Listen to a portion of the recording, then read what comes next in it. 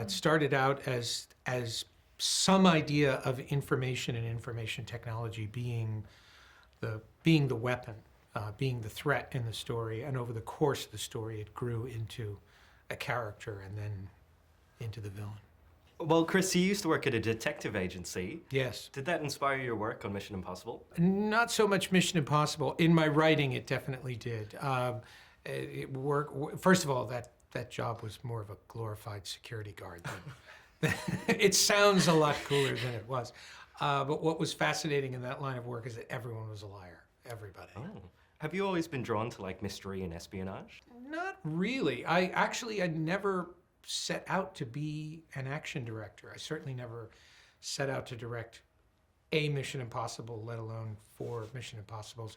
I just went through the door that opened, and here I am. The bit where Tom Cruise jumps off the motorbike is incredible, and I know every film you keep topping the stunts. Is it hard for you to come up with something so insane? We have a motto on this movie now, which is, that's a terrible idea, when do we start?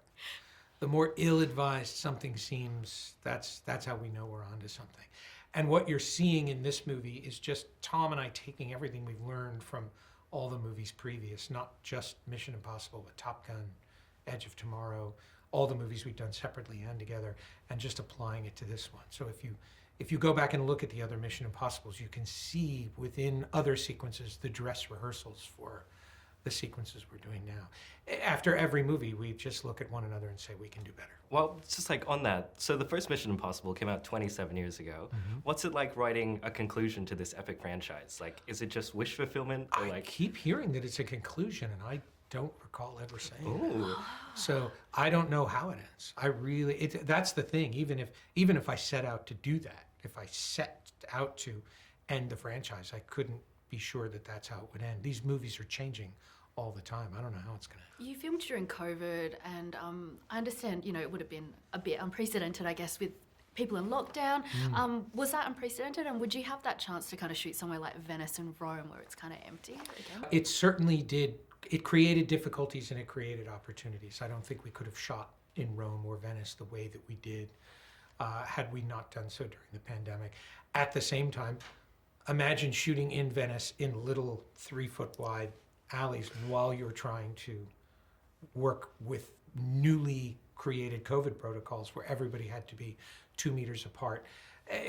Everything was a challenge, and what we do is take advantage of those challenges. We just find ways to work within them, and it permeates into the movie. Everything you're feeling in this movie is in part informed by the fact that we were shooting it during the pandemic.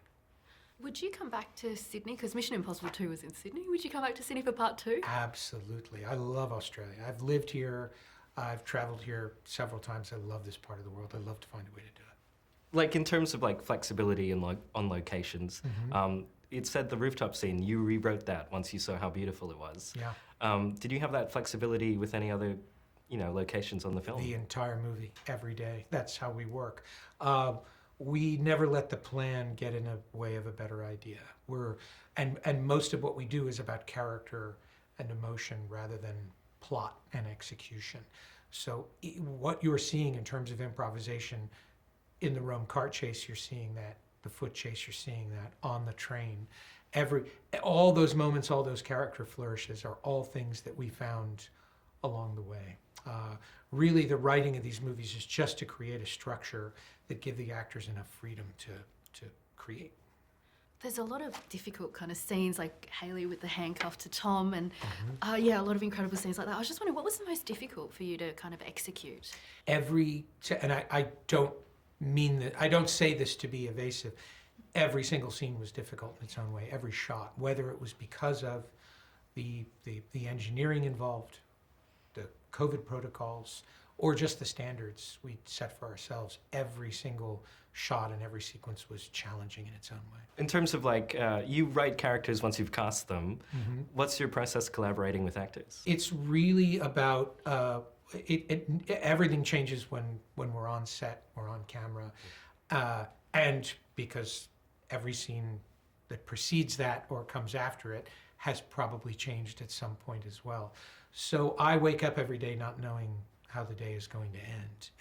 And as a result, I don't, when I wake up worried about how the day is going to turn out, I know that tends to be the days where we make the best discoveries. So you wake up dreading work and you skip right past dread and go to positive. When we come to work in the morning, what I tell actors all the time is the best way to prepare is to simply not prepare. Just come open and come ready to explore and find and we're going to find the character together. What you're seeing with all the new characters as well as all the veterans, my motto is hire good people and get out of their way.